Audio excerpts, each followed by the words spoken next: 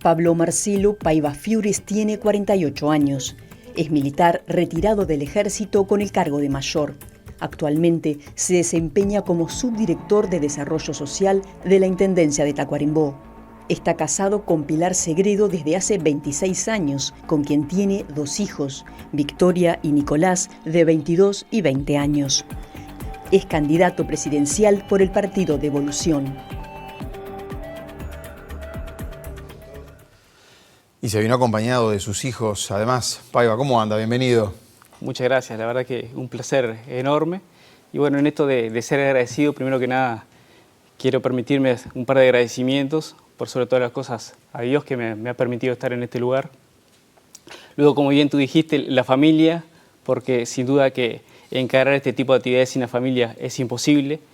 También a todos los militantes del Partido Evolución que han trabajado con un gran esfuerzo y están diseminados por todo el país y que trabajó mucho para que este partido fuera una realidad y que seguramente hoy a la distancia nos están dando fuerza y nos están acompañando, así que, y obviamente que los medios públicos, Canal 5, la producción, a ti. Bueno. La verdad que es un placer enorme, créanme que lo valoramos mucho. ¿Usted vive en Tacuarembó?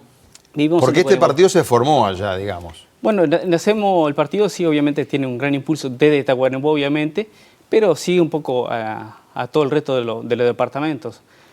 Nosotros anteriormente, seguramente ustedes lo saben, mucha gente lo sabe, o sea, tuvimos en la instancia anterior en el Partido de la Gente, sí. Por lo cual parte de la estructura del Partido de la Gente nos sigue acompañando al día de hoy. ¿Y por qué no siguió con el Partido de la Gente que quedó ahí medio en la nada? No sé. Bueno, el Partido de la Gente hoy... Novik se fue, por ejemplo, ¿verdad? Que era el líder que tenían allí. Bueno, obviamente que siempre la intención fue seguir en ese proyecto político en el cual nos habíamos iniciado, ¿verdad? Eso indudablemente. Tan es así que en el noviembre del año 21 fuimos electos presidentes por el Congreso Nacional del Partido de la Gente para presidir el mismo.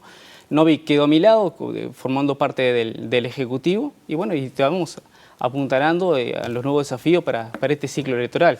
Seguramente la intención era tener una agrupación de tenor nacional y sí ser precandidato a la presidencia, con todos aquellos que me estaban acompañando en ese instantes, pero bueno, obviamente que después hubieron algunas agrupaciones, alguna agrupación en particular que presentó algún recurso en la Corte y bueno, la Corte obviamente... Formaron este partido al final. Indudablemente que se venía el ciclo electoral, los tiempos corren y no podíamos permitirnos quedar empantanados. Entonces la verdad que tomamos la decisión de fundar un nuevo partido. ¿Y el nombre del partido, Devolución? Bueno, Devolución... ¿De dónde surge? Fundamentalmente porque nosotros pretendemos devolver a la ciudadanía 2 cosas bien importantes. Devolver, de devolución de devolver, no de revolución, sino de devolución. Queremos devolver a la ciudadanía 2 cosas bien importantes. Por un lado, poder de decisión y por otro lado, plata en el bolsillo.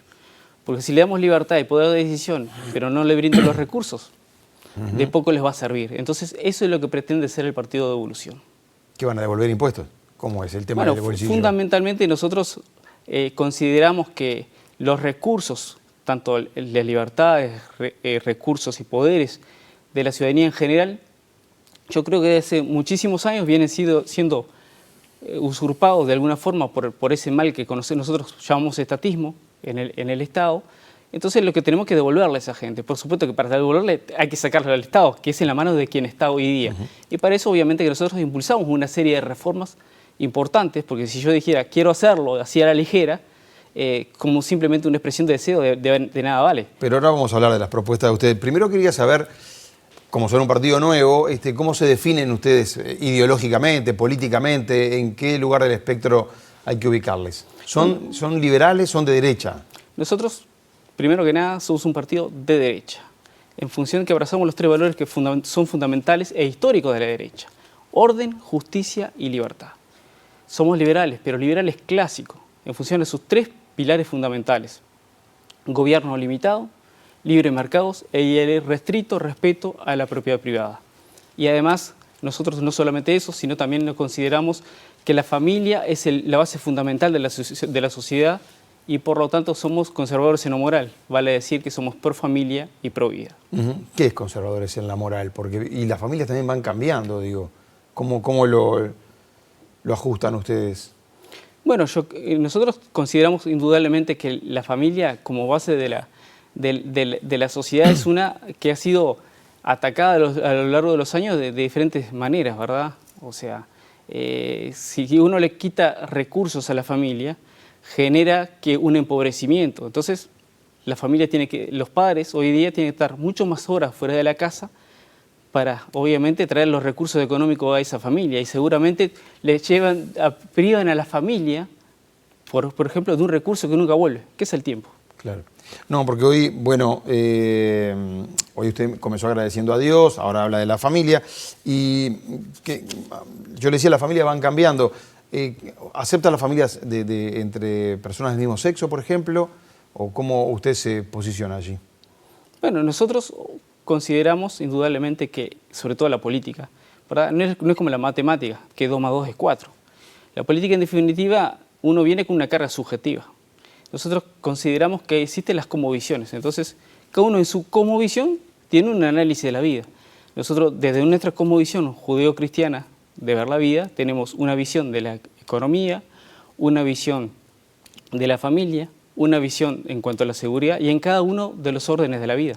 Indudablemente que nosotros miramos desde nuestra carga subjetiva, porque uno cuando está, por ejemplo, en el Parlamento, va a dictar una ley, la va a votar o va a impulsar un proyecto de ley, uno lo hace desde su carga subjetiva. Uno no lo hace estrictamente y objetivamente. Pero por ejemplo en Uruguay está habilitado el matrimonio entre homosexuales. ¿Usted no apoyaría esa ley? No, absolutamente no. ¿No la apoyaría? No, porque están en libertad de unirse. Hoy en día existen los contratos, o sea que si fuera como un recurso para dar ciertas garantías a la otra persona, existen los ámbitos legales para hacerlo, o sea que no necesariamente hay que consagrarlo a través del matrimonio. ¿Y el aborto tampoco el aborto también se legalizó, se despenalizó, digamos, ¿no? Mire, lo que sucede, Leonardo, a nuestro juicio, que muchas veces vamos edulcorando las palabras. Entonces le ponemos ley de interrupción voluntaria del embarazo. Pero en definitiva, a nuestro juicio, no deja de ser un homicidio. Porque en la realidad, lo que sí, obviamente, que el Estado, la sociedad, tiene que darle la garantía necesaria para que esa persona que se encuentra frente a un embarazo no deseado, que realmente pueda tener la contención necesaria, pero tal vez tomar otra decisión y no sea simplemente el quitar una vida, que en definitiva sabemos que biológicamente que existe y está ahí. Y en definitiva, por más que le busquemos la palabra, que le cambiamos el sentido, no deja de ser, a nuestro juicio, un homicidio. Sí, estos son temas que han dividido a toda la sociedad uruguaya, ¿no? Tanto el matrimonio entre homosexuales como la ley de interrupción del embarazo. Pero si tendría los votos en el Parlamento, iría por la derogación de esas leyes, digamos, para aclarar y para que la gente conozca el pensamiento de ustedes. Absolutamente, y de verdad agradezco la pregunta, porque yo creo que hoy en día, muchas veces, sobre todo en aquellos temas que indudablemente pueden ser más escabrosos o terrenos difíciles a veces de transitar, nosotros normalmente quedamos en el facilismo de no tomar una posición al respecto, ¿verdad? Y yo creo que la gente y la ciudadanía, y sobre todo ahora que se avecina un ciclo electoral y que estamos prácticamente en plena campaña, la gente necesita saber claramente qué somos. Porque si no, en definitiva, uno termina siendo un híbrido que no representa nada. Todo eso realmente habrás visto que somos claramente definidos en todos los aspectos. Sí, no todo el mundo se define como derecha, por ejemplo, en Uruguay. Hay como una cuestión más lavada cuando hay gente que claramente es de derecha y otros son de izquierda, sí, pero a ustedes claramente se ubican allí. No tenemos ningún tipo de... Ni nos ruborizamos, ni nos avergonzamos, todo lo contrario. Porque la derecha es eso, es orden, justicia y libertad. Obviamente creo que hoy día, tal vez el más valiente, a lo sumo, se puede posicionar como centro-derecha. Pero en definitiva, ¿qué es lo que sucede con el centro? El centro, frente a determinadas circunstancias, puede oscilar un poquito para la izquierda y frente a otras circunstancias oscila un poquito para la derecha. Pero en definitiva es como uno cuando va y se pone rodilla en un arroyo y pretende agarrar agua y la pretende agarrar con las manos. Y mire, mi amigo, usted va a tratar de agarrar, va a empezar a los manotazos, pero no va a agarrar nada porque pretendiendo representar todo, termina sin representar a nada. Es preferible tal vez esta copa y con esta copa saco el agua y bueno, esa copa la represento. Indudablemente creo que es la posición a tomar porque nosotros apuntamos a esa mayoría silenciosa que hoy nos está viendo y que no pretendemos que todos piensen como nosotros, ¿verdad? pero sí queremos representar esa mayoría silenciosa que seguramente piensa igual que nosotros y tal vez hoy día ni siquiera se anime a pronunciarse. Paiva, la aspiración primera, digamos, o objetivo primero de su partido sería llegar al Parlamento, me imagino, no sé si a diputados, al Senado, a lo que puedan conseguir con los votos, no tanto a la presidencia que la ven más lejos. Bueno, indudablemente siempre hay un inicio. Todas las cosas tienen un principio, el principio tienen las cosas, pero nosotros ponemos el foco fundamentalmente en el Parlamento. Nosotros nos despojamos fundamentalmente de esos caudillismos del tipo mesiánico, no creemos en ellos. Nosotros ponemos nuestra confianza y nuestra esperanza fundamentalmente en un proyecto porque es suficientemente sólido para ello y es un proyecto en el cual necesita realmente ser sólido en el Parlamento. Entonces, obviamente que nuestra aspiración es tener la máxima representación parlamentaria posible porque a nuestro juicio los presidentes no gobiernan. En general, normalmente... ¿Nos gobiernan o no gobiernan? No gobiernan. No gobiernan, perdón.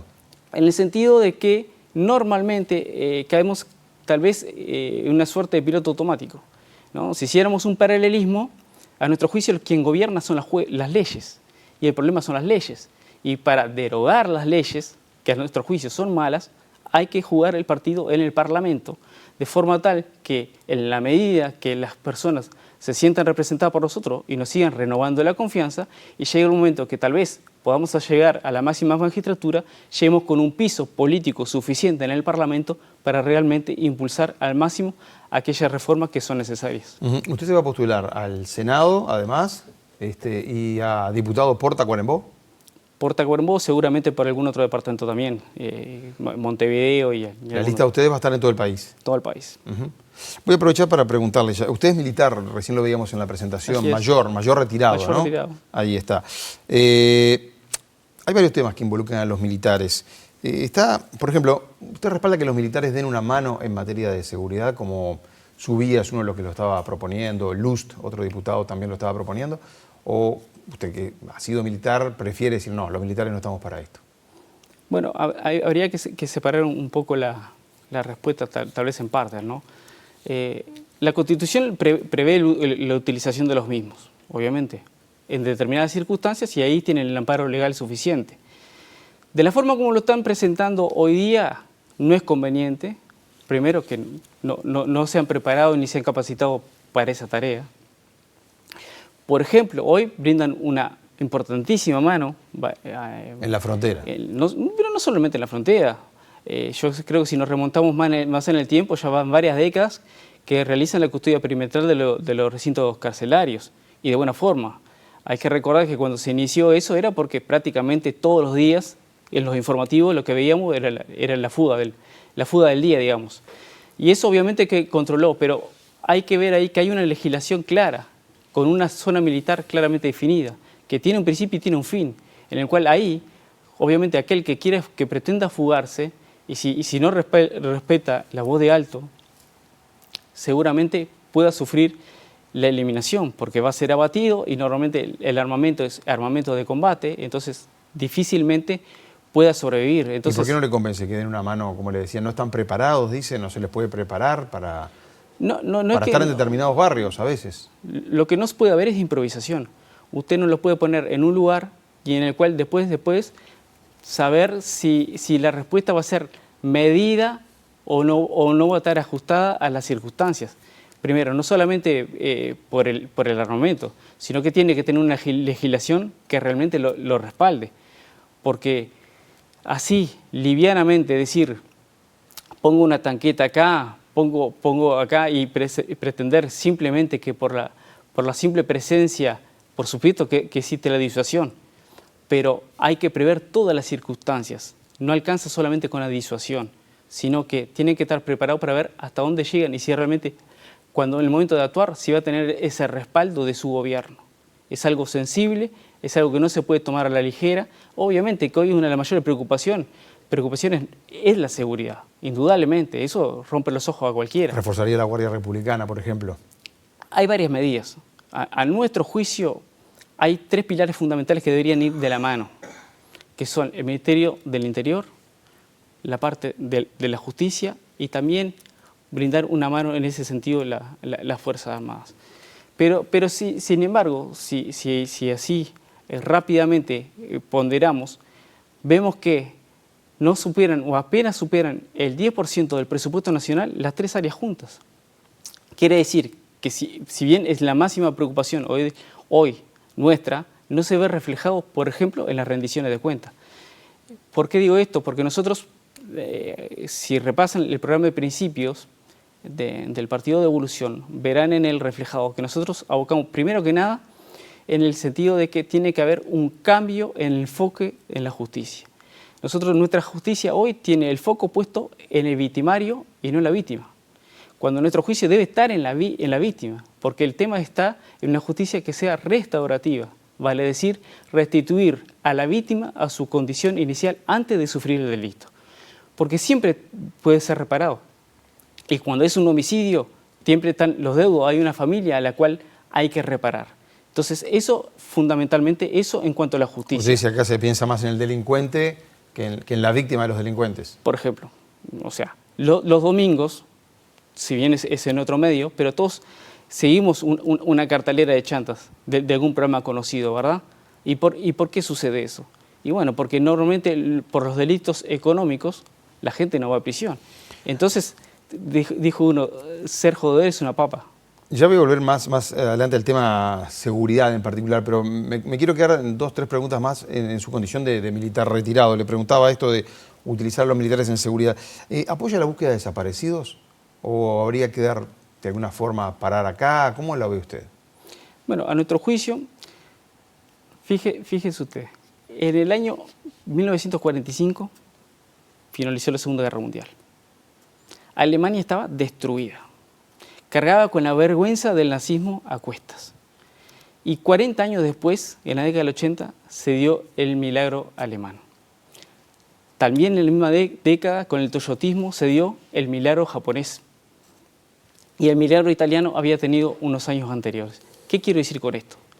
Países que fueron destruidos, que padecieron una guerra mundial, que cargaron con la vergüenza de lo que fue el nazismo. Y 40 años después tenían un milagro. ¿Por qué? Porque habían logrado una emancipación y lo habían hecho mirando hacia adelante. Nadie construye un país mirando por el retrovisor. Bueno, pero no hay que ir resolviendo el tema igual. Hay una herida muy grande, ¿no?, que dejó esto de la dictadura, de los desaparecidos en particular. Le pregunto por los desaparecidos. Por supuesto, heridas siempre hay, y mientras estén las posibilidades de conseguir las respuestas necesarias, por supuesto que sí. ¿Cree que los mandos militares tienen información? La verdad, en el diciembre de 2014 pasé a retiro y sinceramente, mientras estuve en la fuerza, nunca estuve ni cerca de acceder a ningún tipo de información o saber de que alguien la supiera. Entonces, realmente, sinceramente lo digo, yo dudo que las respuestas que normalmente y reiteradamente se piden, dudo que las tengan. Dudo que realmente las tengan, que haya quien posea la información. ¿Cómo evalúa el gobierno de Jair Bolsonaro en Brasil? Acá tenemos a Manini Ríos también, ¿no?, en su condición de militar, fue comandante. ¿Cómo evalúa usted a ellos como líderes, digamos? ¿A uno u otro? A los dos. Bueno, inicialmente Bolsonaro creo que fue un cierto fenómeno, ¿verdad? Hay una ley que es bien conocida por todos, que es la ley del péndulo. Va a la izquierda y vuelve a la derecha, y ahí oscilando. Yo creo que después de décadas de un gobierno de izquierda que venía padeciendo Brasil, había esa intención de cambiar, el péndulo fue a la derecha. Yo creo que Bolsonaro tuvo la gran habilidad, por cierto, de nuclear a un montón de personas, de grupos de la población, de la familia militar, grupos religiosos, un montón de un montón de ámbitos. Hizo estratégicamente una campaña muy buena que lo logró llegar al gobierno. Pero el tema es que la estrategia fue muy buena y ahí tiene hasta una suerte de paralelismo con lo que fue Javier Milei hasta hace poco. Porque para ganar, la estrategia estuvo. El problema es que lo hizo representando un partido muy minoritario. Entonces, cuando accede al gobierno, al no tener ese piso parlamentario que mencionábamos anteriormente, obviamente que aquellas reformas estructurales que hay que hacerlas, es muy difícil hacerlas, porque usted mira para atrás y no tiene a nadie. En un minuto, y lo de Manini Ríos que le preguntaba, ¿cómo lo ve como principal de un partido nuevo también, Cabildo Abierto, que está en la coalición, pero que a su vez le tira bastante, ¿no? Bastantes críticas a la coalición misma. Bueno, la verdad que hacer juicio de valor de otras personas, en este caso incluso además de otros candidatos en el ámbito en el que estamos, la verdad prefiero no hacerlo. Nosotros no ponemos el foco en las personas, pero sí estamos dispuestos a debatir ideas y proyectos y ahí pretendemos pararnos. Paiva, le voy a preguntar por economía. Básicamente ustedes son liberales, me decía, ¿no? Así es. ¿Qué significa? ¿Van por un mercado? ¿Van más por la mano invisible del mercado? ¿Quieren un Estado más pequeño? ¿Cómo se ubican? Bueno, nosotros lo que pretendemos que, primero que nada, dijimos que tenemos que impulsar una serie de reformas, ¿verdad? Entonces, nosotros el problema que tiene el Estado no es el Estado en sí. El problema es el estatismo, que es como una enfermedad. El estatismo es lo que hace que genera que el Estado empieza a obtener más recursos de lo necesario. ¿Por qué? Porque se va engordando y agrandando. Entonces, cuando un Estado es muy grande, ahí empiezan los problemas, porque hay muchas cosas para corromperse. ¿Qué recortaría del Estado de hoy, digamos? Bueno, nosotros fundamentalmente lo que pretendemos en el Estado es lo siguiente, es impulsar primero que nada una reforma política. ¿Por qué? Y ahí va la respuesta. Porque el Estado en sí tiene el monopolio legal de la fuerza. Por lo tanto, a nuestro juicio, lo que debe esforzarse es cumplir aquellas tareas únicamente las cuales requieren el uso de la fuerza. Vale decir, brindar seguridad externa, interna, administrar justicia y realizar obras de infraestructura para que posibiliten el desarrollo del país y nada más. Bueno, pero el Estado se encarga, por ejemplo, de la educación también, de la educación pública. Bueno, a nuestro juicio, la educación, la salud son pueden el ámbito privado perfectamente desarrollarlos. Obviamente que en la defensa externa no vamos a salir a contratar unos mercenarios. Pero no habría educación pública en un gobierno, digamos, del Partido de Evolución. Bueno, a nuestro juicio, lo que nosotros pretendemos fundamentalmente es que la educación esté en manos de los educadores, vale decir, profesores y maestros. Ellos le daríamos nosotros las instituciones, los centros educativos, los equipamientos para que ellos pudieran desarrollar libremente la educación. Claro, o sea, pero sería una especie de privatización de la enseñanza pública de hoy. Bueno, privatización, no rehuyo la palabra, sí sería una privatización, pero vale decir que iría a manos de maestros y profesores para que la educación en sí, cada uno pudiera la educación libremente y que el mercado, en definitiva la población, eligiera aquella educación en la cual más de su preferencia, en definitiva para sus hijos, para sus nietos. Entonces, de esa forma, obliga a que todos brinden una mejor calidad educativa y bueno, y a un costo acorde. ¿Usted fue a la escuela pública? Fui a la escuela pública. ¿Y al liceo? Y al liceo público. ¿Y no le parece que ese mismo sistema que usted pudo utilizar sería bueno para generaciones que vienen? A nuestro juicio, lo que sucede con la educación es lo siguiente. El problema es que el Estado impone cuáles son los programas educativos. Entonces nosotros lo que queremos es darle libertad a los programas educativos. Porque cuando los gobiernos son más o menos coherentes, los programas educativos tienen cierta coherencia, pero están sujetos siempre, en definitiva, al gobierno de turno de cuál va a ser la educación que en definitiva que se va a impartir, ¿verdad? Entonces, cuando un gobierno tiene ciertas desviaciones, lo que hacen es que los centros educativos tienen que enseñar lo que el gobierno les dictamine, ¿verdad? ¿Usted le daría libertad a los maestros y profesores que enseñen, que cada uno haría su programa de enseñanza? Que elijan libremente los programas. Seguramente hayan centros educativos que se especialicen en las ciencias duras y en las matemáticas, en las ciencias, otros en el arte. Y bueno, y cada uno elegirá para su familia aquello que más le llene, si es un colegio, si es bilingüe, si le dan otras herramientas. Y en definitiva, indudablemente eso lo que hace es brindar una mayor calidad educativa a todo el mundo. Paiva, ¿qué haría con los impuestos? Me habló del Estado, me habló de lo grueso, que es el Estado, ¿no? Y ¿qué pasa con los impuestos? Bueno, los impuestos también terminan siendo, a nuestro juicio, abusivos porque van más allá de lo que deberían de ir, justamente porque tienen que mantener un gran Estado. Pero obviamente ¿se pueden rebajar algunos impuestos? Indudablemente. ¿Se puede rebajar el IVA, el IRPF? ¿Hicieron esas cuentas? Por supuesto que sí. Indudablemente que con estas reformas que tienen que darse todas juntas, la reforma política, la económica y las reformas sociales, la reforma económica fundamentalmente, si usted agarra las cuentas públicas, y hoy prácticamente que nosotros dejaremos un único impuesto.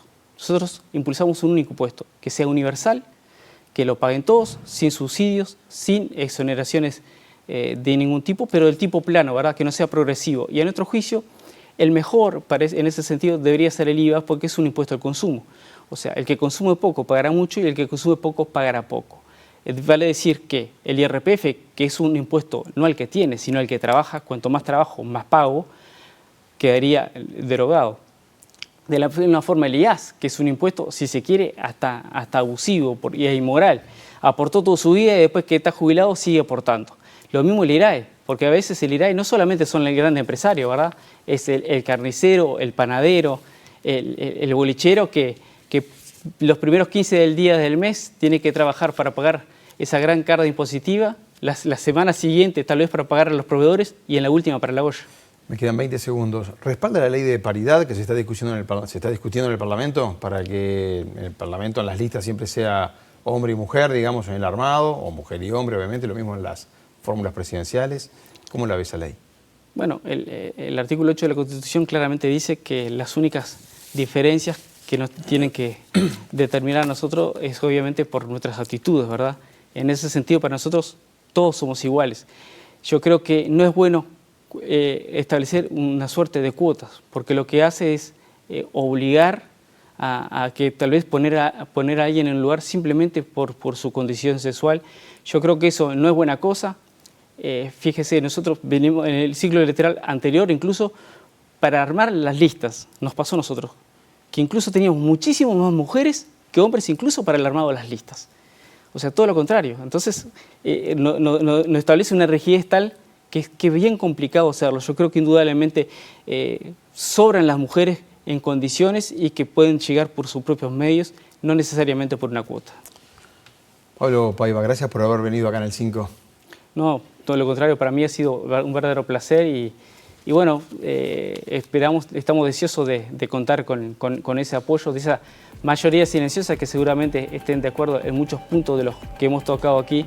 Y bueno, nos pueden seguir a través de las redes y del número de WhatsApp 091-743-175. Y bueno, las redes sociales con Partido de Evolución.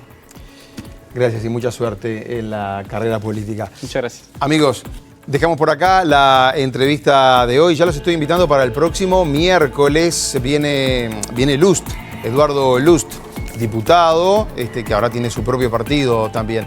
Que pasen bien, gracias. Buenas noches.